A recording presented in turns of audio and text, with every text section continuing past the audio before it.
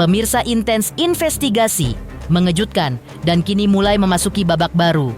Tampaknya dua kata inilah yang seolah pas untuk menggambarkan permasalahan yang terjadi atau tengah menyeret nama Ruli Anggi Akbar atau yang lebih akrab disapa Ezel, suami dari penyanyi dan komedian Boyen.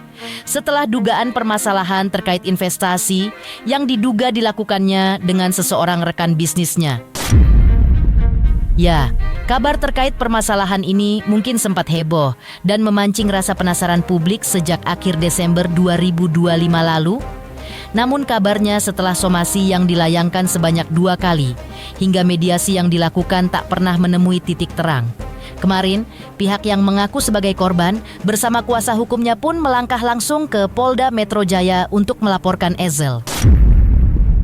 2 pasal pidana disiapkan, bukti-bukti diklaim telah dikantongi, dan angka kerugian yang disebut mencapai ratusan juta rupiah ini pun agaknya siap menanti suami Boyen ke meja persidangan.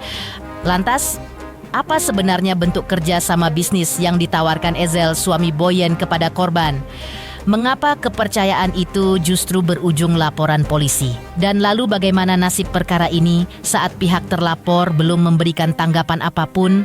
Pemirsa, bersama intens investigasi, kami hadirkan kabar terkini, terpercaya, dan teraktual. Tetapi sebelumnya, jangan lupa untuk like, subscribe, dan juga share channel YouTube ini.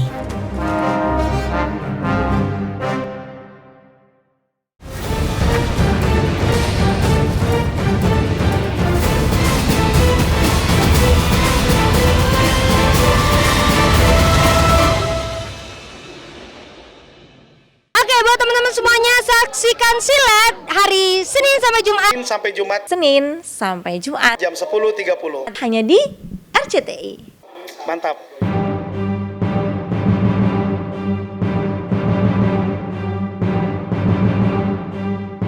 Ya pemirsa, seperti diceritakan sebelumnya, atau masih soal laporan polisi yang tengah menyeret nama Ezel, suami Boyen, dalam dugaan investasi yang dilakukannya. Awal mula permasalahan ini sepertinya memang berawal dari pihak suami Boyen yang dalam hal ini menjanjikan skema investasi dengan sistem bagi hasil bulanan dengan nilai minimal 6 juta rupiah per bulan yang modal awalnya dikucurkan oleh diduga korban dalam permasalahan ini. Sistem bagi hasil tersebut diceritakan pula seharusnya berjalan hingga tahun 2025 kemarin. Namun pada praktiknya, pembayaran keuntungan tersebut disebut hanya terrealisasi sebanyak 4 kali dan terhenti sejak Januari 2024. Bahkan dalam hal ini, pihak korban sebelumnya mengaku telah melayangkan somasi dan melakukan pertemuan terakhir yang terjadi awal bulan Januari 2025 ini. Namun karena pihak suami Boyen yang dinilai hanya meminta waktu tanpa memberikan kepastian yang jelas, situasi inilah yang akhirnya membuat pihak korban memilih jalur laporan polisi sebagai langkah terakhir untuk mencari kejelasan dan keadilan. Perjanjiannya antara si pihak LH ini ya memberikan janji kepada kami, klien kami untuk berinvestasi ya. Investasi senilai uang yang tadi disampaikan, namun pada akhirnya tidak bisa ditanggungjawabkan oleh pada pihak tersebut. Keuntungan yang telah diberikan di awal itu adalah komitmen di awal yang telah disampaikan oleh pada pihak ini ya, dan klien kami telah menerimanya ya. Namun hal ini tidak sesuai dengan isi perjanjian ya. Jadi yang sepatutnya telah disampaikan per bulan namun terhenti di bulan Januari tahun 2024. Minimal 6 juta per bulan. Dan itu berangsur berapa bulan sampai berapa dibayar? Hanya 4 kali pembayaran. Betul. Perjanjiannya sampai dengan tahun 2025 ya. Itu ketemu dari pihak kita, kuasa hukumnya ketemu dengan yang bersangkutan RAA itu di salah satu kedai kopi. Yang jelas yang bersangkutan itu menyampaikan bahwa meminta waktu sampai tanggal 15 Januari 2025, tapi tidak memberikan kepastian apakah tanggal 15 itu dia membayar atau tidak, apakah dia memberikan hak klien kami atau tidak, gitu loh. Dan di situ pun tidak ada jaminan yang disampaikan. maka kami berkomunikasi dengan klien kami. Itu waktunya bukan tanggal 15 diberikan, sampai tanggal 5 saja. Karena itu kan tidak ada kesepakatan pada saat pertemuan itu, tidak ada deal-dealan pada saat pertemuan itu. Jadi pada saat pertemuan itu sama sekali tidak ada yang bisa dipegang. Pihak kuasa hukum korban dalam hal ini juga menegaskan pihaknya akan menyeret Ezel dengan 2 pasal sekaligus.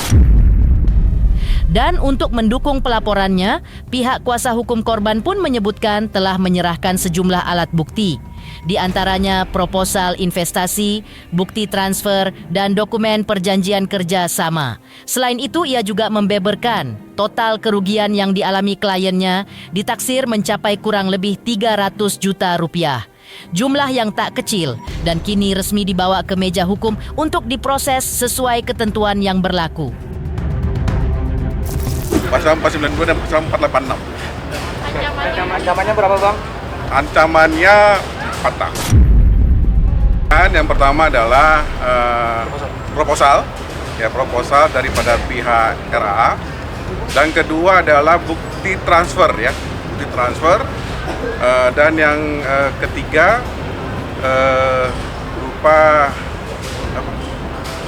perjanjian ya. Seperti itu. Kerugiannya Total keseluruhan itu kurang lebih 300 juta.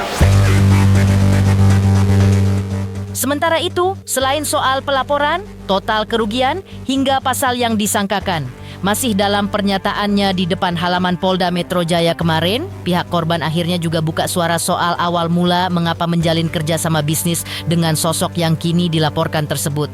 Menurut pengakuan korban, sejak awal komunikasinya berjalan lancar, dan hubungan yang terjalin pun bukan sepenuhnya asing karena saling mengenal sebelumnya. Tapi untung tak dapat diraih malang, tak dapat ditolak. Kerjasama tersebut pun kini kandas. Kepercayaan yang terbangun dari relasi personal itu kini justru berujung pada laporan hukum dan dugaan kerugian hingga ratusan juta rupiah. Sebelum ada perjanjian ini juga sudah mengenal ya, sudah ada komunikasi gitu, dan orangnya juga sopan gitu ya. Kita lihatnya kan dosen ya, gitu. Sekolah tinggi ya. Ya. Harusnya kan berakhlak gitu ya. Terus kayaknya lumayan kerja keras lah kalau kita sekilas gitu melihat gitu kan kenal gitu. Artinya udah kenal lama juga sama. Ya sebelumnya sudah ada mengenal dari RAA. Ini kerjasama yang pertama atau? Kerjasama yang pertama. Setali 3 uang dengan pernyataan sebelumnya, pihak korban juga mengungkap bahwa sejak jauh hari mereka sudah berulang kali mempertanyakan kejelasan pembayaran yang terus mengalami keterlambatan. Namun setiap kali ditanya, jawaban yang diterima dinilai tidak pernah pasti dan alasannya pun beragam. Situasi inilah yang kemudian menimbulkan tanda tanya besar. Apakah keterlambatan pembayaran ini ada kaitannya dengan pernikahan mewah Boyen yang sempat menjadi sorotan publik? Apakah uang yang dipakai juga merupakan dari hasil kerjasamanya dengan korban? Dan seperti inilah tanggapan pihak korban saat ditanya terkait dugaan hal tersebut. Dari komunikasinya memang kurang jelas gitu. Tiap kali ditanya nanti ada, oh ya nanti begitu, kurang lebihnya lah gitu. Jadi nggak jelas. Lagi gitu. sepi, Ada ada penjelasan yang pasti. Nantinya mungkin terkait teknis atau emang lagi sepi atau apa mungkin? Ya memang alasannya sih berbagai macam ya gitu. Ya sepi gitu. Saya rasa itu terlalu jauh ya. Kayaknya enggak, itu terlalu jauh sih.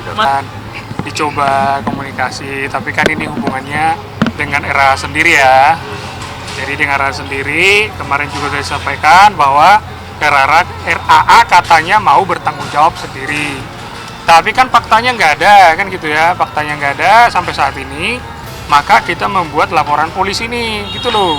Supaya ada kepastian hukum, supaya keadilan itu ada buat klien kami, gitu kira-kira.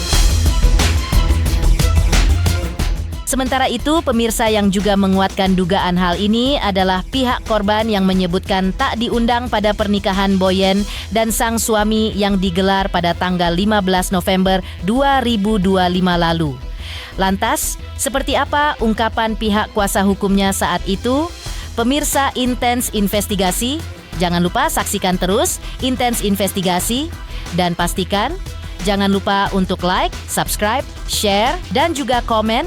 Tim redaksi Intens Investigasi mengucapkan banyak terima kasih kepada semua subscribers hingga channel Intens Investigasi kini menuju 4 juta subscribers. Oke, buat teman-teman semuanya, saksikan silet hari Senin sampai Jumat. Senin sampai Jumat. Jam 10.30. Hanya di RCTI. Mantap.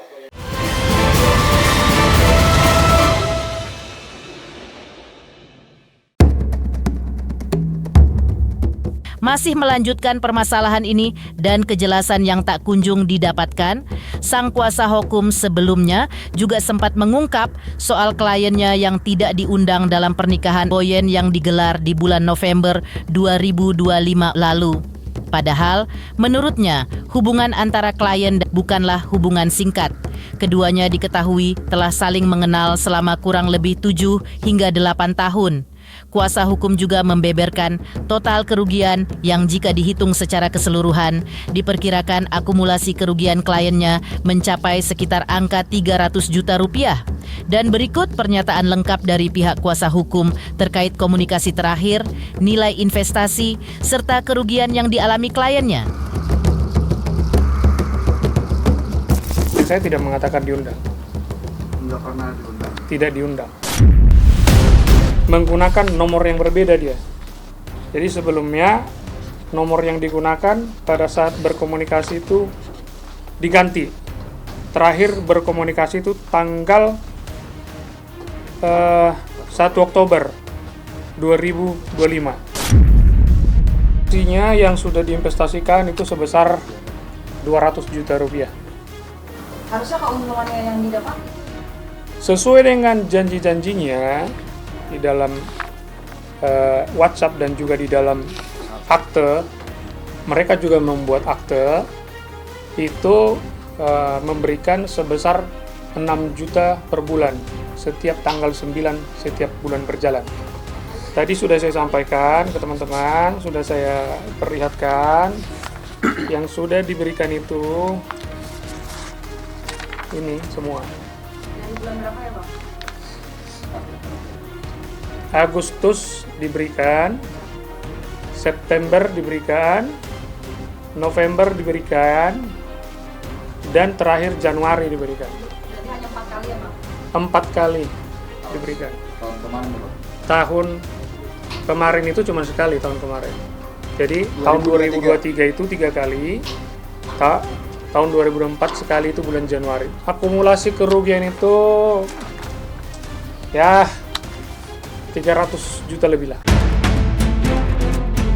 Sementara itu dalam hal ini tidak ada yang mengetahui pasti memang sebagai seorang istri Boyen mengetahui atau tidak terkait permasalahan yang tengah dihadapi sang suami, Autan Dadi. Yang pasti sebelumnya ketika tim Intens Investigasi hendak meminta klarifikasi via sambungan telepon. Baik Boyen maupun Ezel pun kompak tidak bisa dihubungi.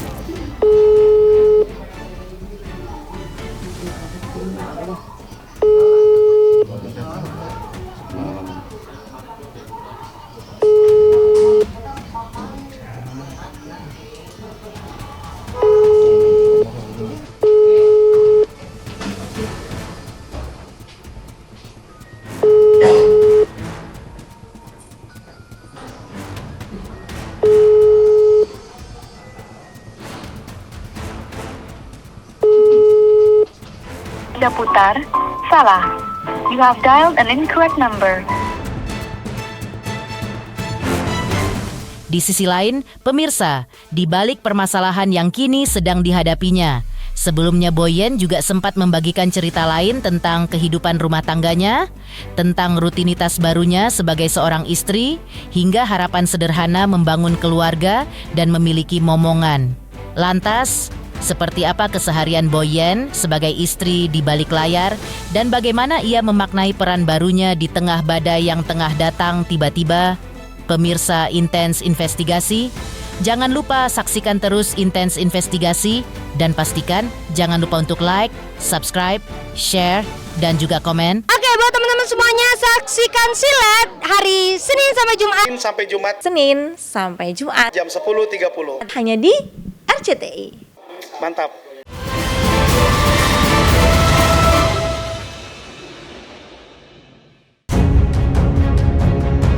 Sebelumnya atau pada bulan November 2025 lalu, Boyen dan Ezel kepada awak media juga sempat membagikan cerita hangatnya soal rencananya ingin memiliki anak di tahun ini. Berharap bisa segera diberi kepercayaan untuk memiliki momongan. Boyen pun menceritakan perubahan kecil dalam kesehariannya sejak menikah. Hal-hal yang dulu ia lakukan sendiri, kini menjadi rutinitas berdua. Bahkan, Boyen menyebut masakan favorit di rumah mereka adalah menu sederhana, seperti jengkol balado, yang justru menjadi simbol kehangatan dalam kehidupan barunya sebagai istri. Doain aja ya, mudah-mudahan di tahun depan saya dapat momongan gitu. Ya, saya bangun pagi bikin kopi. Kopinya kan biasanya 1, sekarang 2. Terus saya mikir belanja ya kan, mau masak apa nih gitu. Biasa kan saya pesan-pesan aja kan. Tapi ada favorit dari suami? Jengkol balado.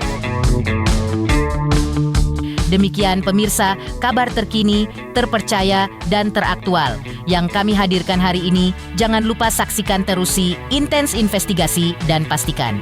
Jangan lupa untuk like, subscribe, share, dan juga komen.